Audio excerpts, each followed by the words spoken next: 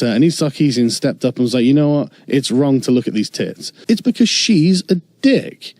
And everyone can see it. There's a mythos that's built up around her. Calling me, she called me a shithead. She called me a garbage human. A garbage human? I did nothing to her. Nobody likes her because she's a divisive bitch. But there's been a bit of an interesting development with Miss Sarkeesian, if you'd like to hear about it. Well, Pete, tell people who she is. I don't even know if I need to. But most people don't know. Well, she came across as being very respectable. She's well presented, she's attractive, she's well spoken. She knows her patter. I've spoken to a lot of interesting people recently since I've been here. Yeah. A lot of people who know you personally, Anita, and they say everyone hates you because you're a dick. Oh, this is getting mean. Why do they still prop her up? Because she's Anita Sarkeesian. If she goes doesn't down, make any sense. What does that mean? Well, she's under the impression that all of my videos are about her. And I actually, on the ride over, I got people to count it up for me. I've made around 30 videos in about 4 years referring to her. And that's a lot. No. It sounds like a lot. I'm calling her a dick. I don't care. You're a dick, Anita. Everyone knows you're a dick. He looked into the camera. Have you not heard about this? No, dude. I'm insulated. Oh, dude, this is I live in the real hilarious, world. It's crazy. So Anita Sarkeesian, she spots me sitting in the audience, and then she starts freaking out. Freaking out? Yeah, she starts saying things like, there's a constant harasser of mine. My very first video was to Anita as well. Started off because of her. Yeah. You were inspired. Well, kind of, but I, apart from the quality being terrible, I'm bewildered at her.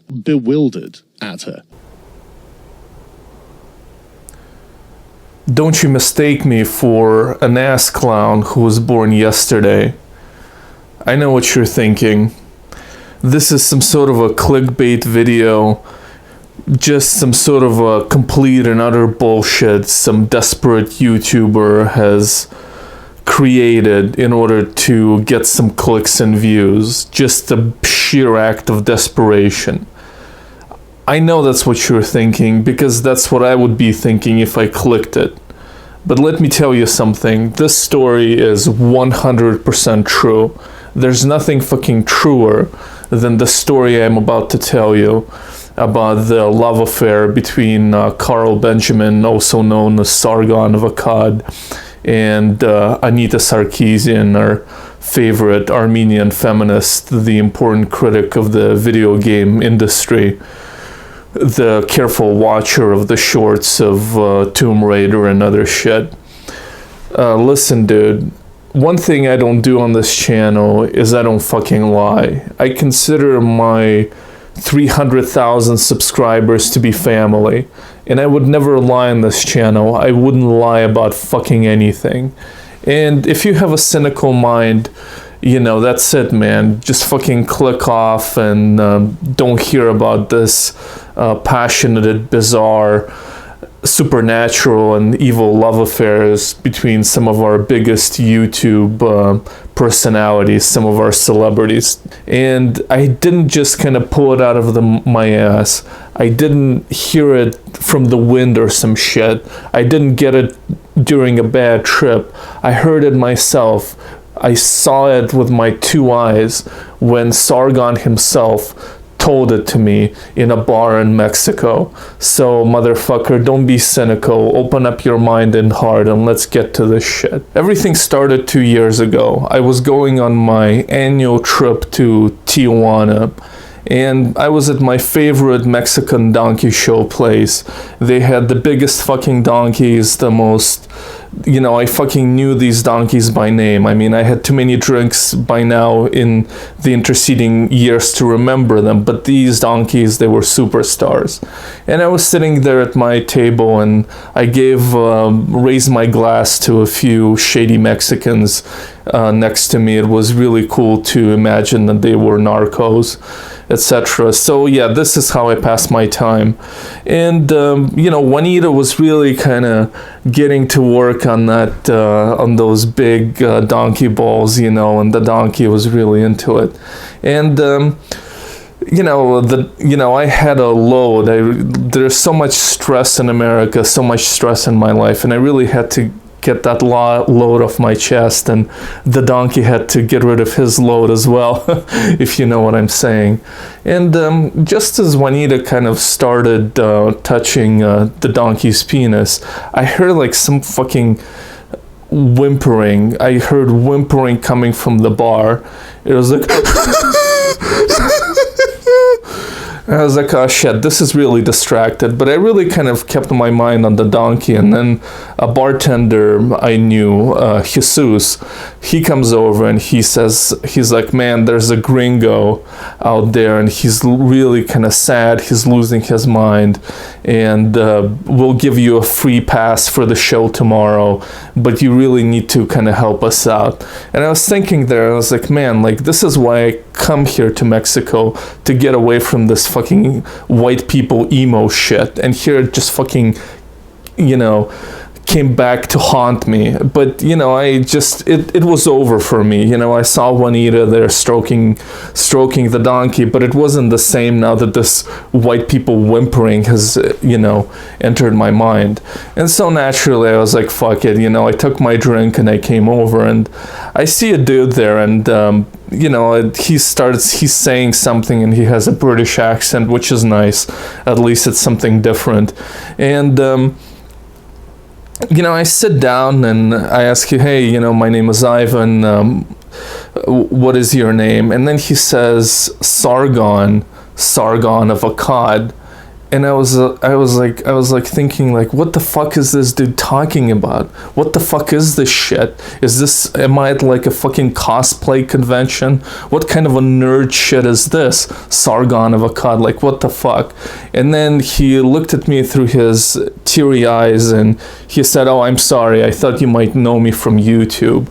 And I wasn't really kind of connected to YouTube culture back then. The only one I knew was Stefan Molyneux, and so I thought, is this guy like a psycho schizoid as well? I mean, are they all just fucking insane on this fucking YouTube? But then I looked in his face and he really looked like a benevolent hamster and not like the fucking evil Stefan Molyneux as well, who was just a fucking nut job who I've avoided because of personal experiences. And you know, he then said some shit about how his former lover Anita, you know, was a huge dick, and the big donkey dick reminded him of her, and that also fucking made no sense.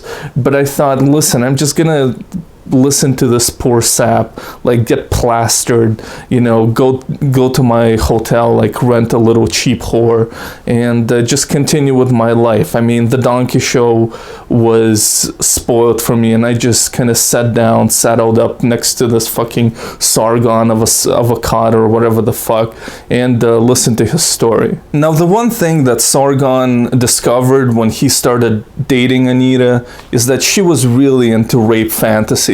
Now, I just want to say that this channel is 100% anti-rape, and I don't encourage any rape fantasies, because who knows what's gonna happen, you know, just fucking don't do it. But Anita was really into it, but they were kind of strange kind of rape fantasies, because she always kind of wanted Sargon to sneak up on her and you know, wrestle her and then like start fucking her in the ass. So it was really anal rape. And sometimes she even wanted to pretend that they were in an all-male prison shower, but usually that didn't happen. And the strange thing about it is that Anita really had superhuman strength, like almost not real kind of feminine strength. I mean, she had superhuman strength. So when Sargon would wrestle her to the ground, you know, she would at first kind of give in, but then start kind of, you know, fight him back. And then the next thing he knew is that she was, you know, strapped on a dildo to herself, and it's almost like the tables have turned, and now he was fighting her off. It was really bizarre. And in the end, she would give in, and he would kind of fuck her in the ass, but he would feel a little bit cucked by that point, because it seems like it didn't necessarily have to be this way. If she didn't really give in, it could have been the other way. So that was strange. Anita had a lot of strong opinions about feminism, and this again was refreshing to Sargon, even though he himself was not a feminist. It was at that time, before the whole kind of social justice craze and everything getting out of control. It was just nice to have somebody, you know, you could talk to about ideas, even if they were stupid ideas. But she was open to debate and mostly reasonable.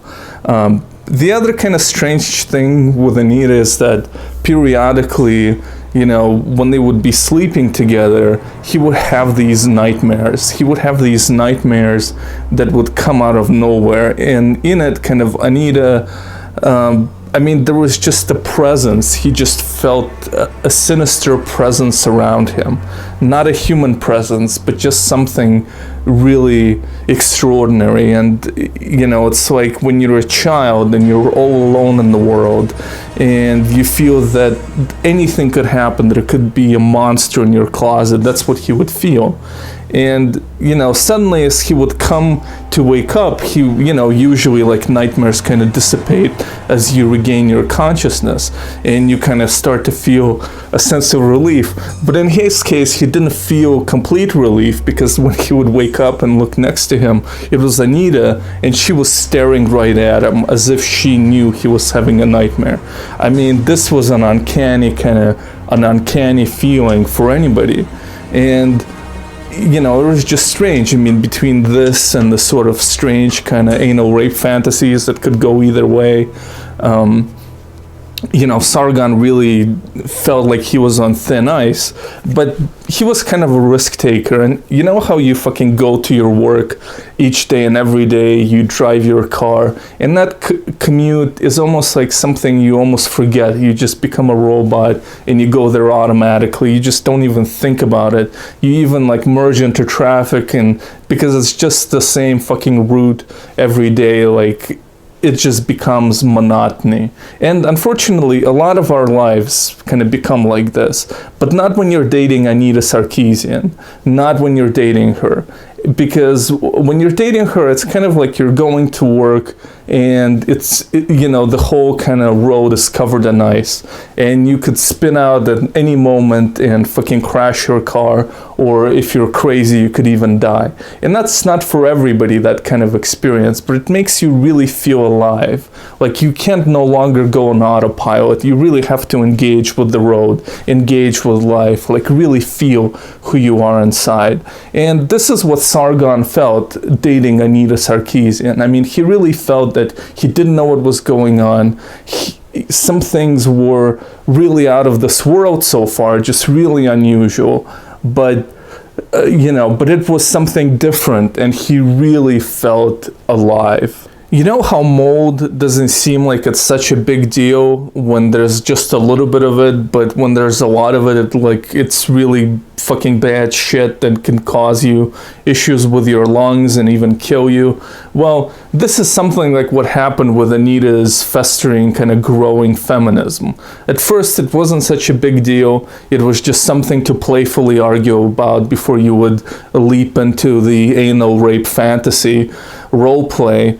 But at this point, it was really kind of growing a little bit under, you know, just kind of exploding, and really kind of, at this point, like Sargon explained to me, at this point the relationship was starting to head downhill. So the first issue was when they were starting to discuss marriage. So it's actually not something that Carl brought up, it was Anita.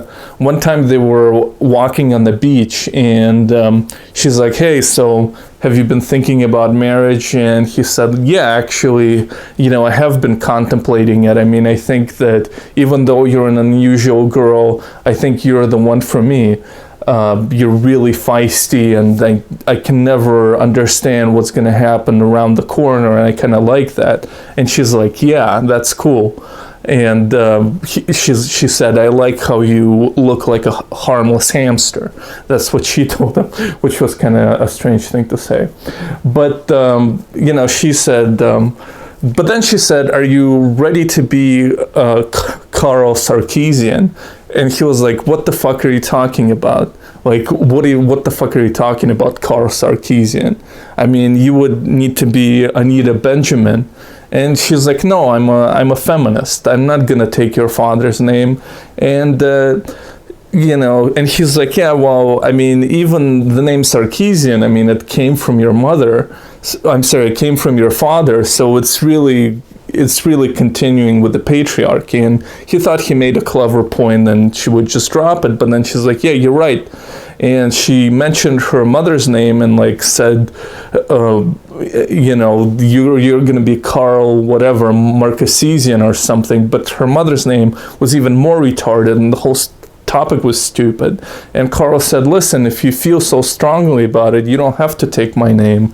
We can just keep our names and get married. And she's like, no, you have to be, Carl Sarkeesian, because it would be a celebration of feminism in our family. We would have a feminist family. He really didn't know where the fuck it came from. But then the strange thing that happened is throughout this whole time, she was holding his hand, but her hand, like they were walking on the beach, but her fucking hand, he said, it turned fucking ice cold. Like it fucking turned ice cold.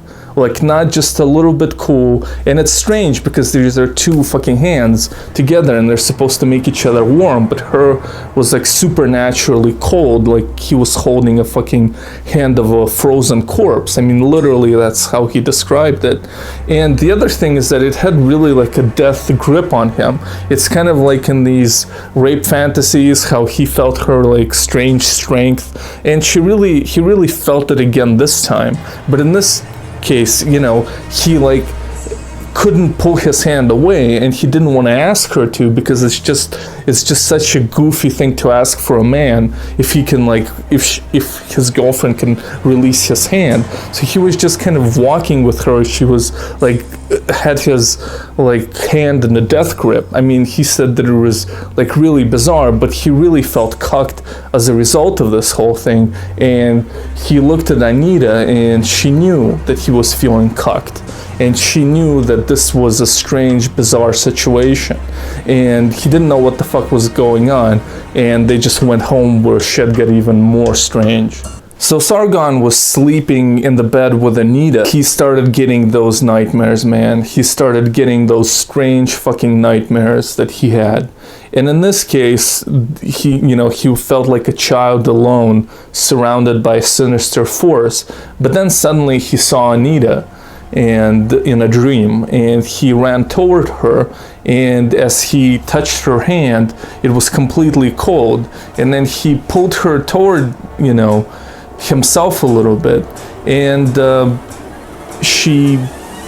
it was a skeleton, man. Like he pulled off her skin, and as he pulled off her skin, she said Super Mario is sexist.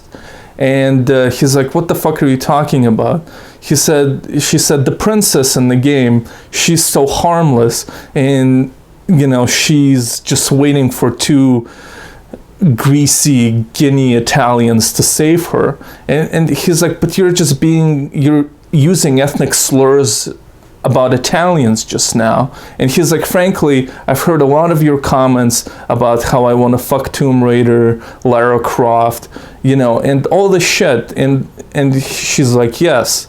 And she's like, I know this isn't a dream, and this is her skeleton speaking. And she said, did that piss you off? Did that really troll you? And he said, yes, but something trolled me even more. And then in the dream, she said, yes, I know what trolled you the most. It trolled you when I said that I was a lifelong gamer, and you never saw me play a fucking game. And at this point, he knew that this was the most fucking annoying thing, that she was offering these periodic criticism of video games, but she never fucking played a fucking game. And so a cold kind of shower of fear, kind of drenched him completely. And even though he knew it was just a dream, and it felt, in a sense, it didn't feel just like a dream. It felt like something else. And at this point, he said, well, I'm gonna wake up and I'm gonna forget all of it. But motherfucker, when he woke up, he's staring right at fucking Anita. Anita is right there fucking staring at him. I mean, it was fucking uncanny. It was the most bizarre thing that ever happened to him in his life. As Sargon wakes up, he looks at Anita, and the first thing she tells him, like just out of the door, she says, gender is fluid. But the strange thing about it is that her voice was not like a feminine voice. It was a masculine voice. And normally this is the kind of thing that Sargon would dispute, and they would have a little play fight, and then they would go to, the anal rape foreplay. But in this case, he really didn't want to go to anal rape foreplay. And he was tired, and she spoke in a weird voice. He just woke up, and he wasn't sure how this anal rape foreplay would turn out this way. I mean, he thought that she might finally get some use out of that strap-on. So he just kind of, he didn't strongly dispute her. He was like, what do you mean? And she's like, have you been feeling my masculine energy recently? And he's like, yeah, unfortunately, I have been feeling your masculine energy. I mean, at first, a little bit maybe I liked it, but at this point, I've really been feeling your masculine energy, and I hope you kind of tamp down on it. And then she again said, I'm gender fluid. And he was again, he was just freaked out, and he was confused. And so Sargon looked at her, and he said, this made no sense, what he said, but he was just confused, so you have to give him that. And so he said, Anita, are you even Armenian? And she said, Armenian? I'm not even human. So that was kind of bizarre. So he kind of, and then he just had to revert back to something. So he remembered like a YouTube video by Ben Shapiro. And he said, in every one of your chromosomes is a female chromosomes. And he's like, facts don't care about your feelings. Forget about the disrespect. Facts don't care about your feelings. It turns out that every chromosome, every cell in Caitlyn Jenner's body is male, with the exception of some of his sperm cells. And it was just a stupid thing to say, but this was a bizarre situation, you have to admit. So he just went with that kind of Ben Shapiro anti-transgender talk. And he was saying something about the chromosomes. And Anita was like, do you want to see my chromosome? And he was like, yeah, whatever, okay. And suddenly, she basically revealed herself to be naked, and out of her vagina, suddenly their spiders began to appear. But these were not normal spiders. They were like pinkish and translucent. And Sargon was looking at this, and he was like, well, this is some weird shit. Like, what the fuck is this? And then but he turned to her and he said, well, still, I mean, these are not chromosomes. These are just spiders, and she's like, I'm gonna show you my gender fluidity right now. And all of a sudden, like, something began to protrude from her vagina, and it looked huge. Like, at first he thought, is she giving birth or some shit? Like, what the fuck? I never heard of like spiders at birth crawling out of vagina, but what the fuck do I know? I didn't have that many sexual experiences. But no, it was something huge, almost like some sort of a worm. And only slowly he began to realize that it was a giant dick. It was a giant, huge, translucent dick, like huge, man. He said it was like 3 feet long or some shit. Like, I couldn't believe what he was telling me, but he sounded so credible. And anyway, it was just, he's like, dude, it was a huge dick. And he said, I couldn't stop looking at it. And then he looked at me, and I said, listen, bro, don't worry about it, no homo. Like I said, as a Russian, I'm 110% heterosexual, and I mean, even I would look at that dick. I mean, because it's like it's coming out of a woman, and it's so huge. But he said, no, I just looked at you to make sure that you believe me. And I was like, yeah, bro, I mean, this is not something I would believe like 5 seconds ago, but now it sounds completely convincing. And now Sargon and Anita are just laying there in their bed, and dude, there's a huge fucking flaccid dick laying between them that came out of her and is still attached to her body. And so she's like, so have you re-examined your position on gender fluidity? But again, she's doing the voice, you know. And finally he was like, Anita, like, who are you? Who are you? This isn't normal. I mean, even I've never heard of any of this shit happening. This is not normal. And Anita explained to him that she's actually an ancient demon. Yes, so Anita said that my name is Anita Moloch, and I'm the ancient troll demon. And Sargon was like, what are you talking about? And you know, well, I'll call her she, you know. She told Benjamin what kind of a gender pronoun he was supposed to use toward her, you know, but he just forgot about it. I mean, just staring at the dick, I guess he wasn't even trying to make a statement by not remembering it. He just forgot about it. So I would just call the demon a she, but it is beyond gender. And so the demon explained that, you know, the whole battle between good and evil, what gives us free will is choices.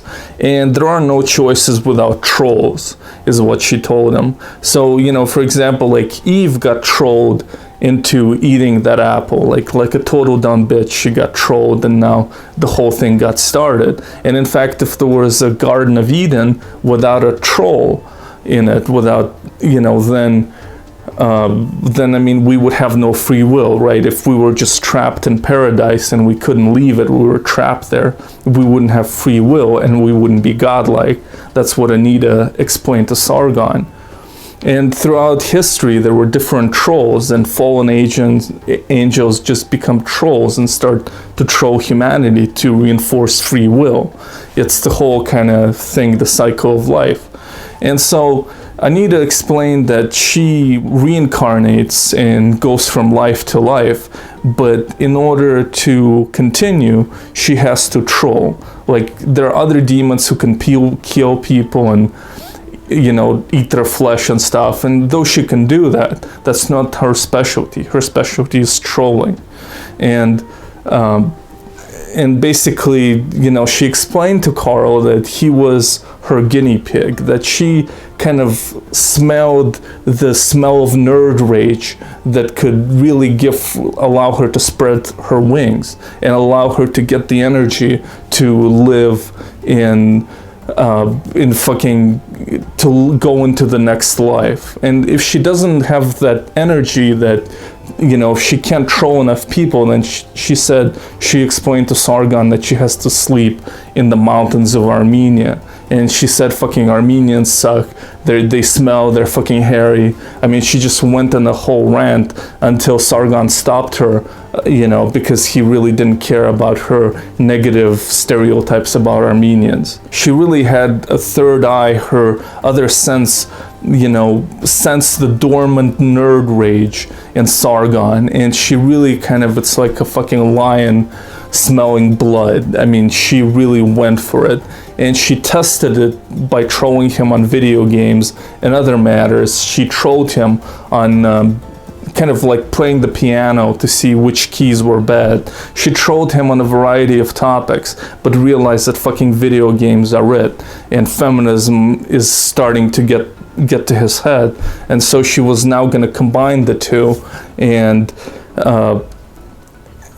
just go with it, like, you know, troll until she had enough fucking energy and nerd rage to carry her into the next life, so she doesn't have to fucking sleep in the mountain forever and like wake up and be pathetic and weak like a fucking emaciated fucking bear. That's what she told him. And at this point, Sargon says, so does that mean that you don't love me? And she kind of looked at him, incapable of emotions. And she's like, I think it's time for a sword fight. And Sargon didn't know what she was talking about.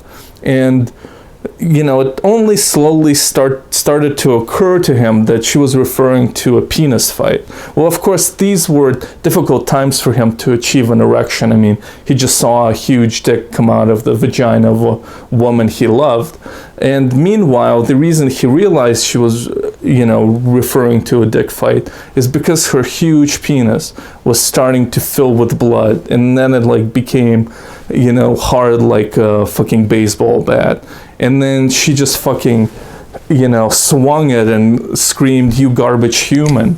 And Sargon just fucking flew out of the apartment building and fell on the fucking ground. And then when he woke up, like, she wasn't there, but their apartment was a mess, so there were like still fucking spiders around that came out of her vagina, and he knew he wasn't insane. Dude, it might sound strange, but I completely believed him. For one thing, like, I looked at the dude and he didn't seem like the creative type. He didn't seem like the kind of a person who could just pull some shit out of his ass like that, even if he wanted to make some shit up. Like, he just wasn't creative like that. And aside from that, there was like genuine emotion.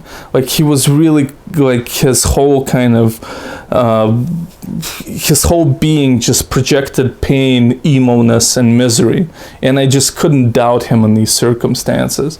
And so I asked him, dude, like, you're making all these anti-feminist videos and all this kind of anti-social justice warrior videos, and like, why are you doing it if it's just you're just feeding the troll? And at this point, something strange happened. He looked at me with teary eyes, and he took his stuff, threw some money on the table for his drink that he didn't really touch. I gobbled it down. Anyway, and he just ran out of the place. And at this point, this gets really deep, my man. Like, this gets really deep. At this point, I realized what was going on. You know how, imagine like you were dating this woman who was a chemist, and one day she works at the lab, and one day this broad, like this goofy broad, just spills a bunch of acid on her face. I mean, what a fucking bummer. Like, there's nothing plastic surgery can do to really conceal the mess. And I mean, she was really a banging broad before.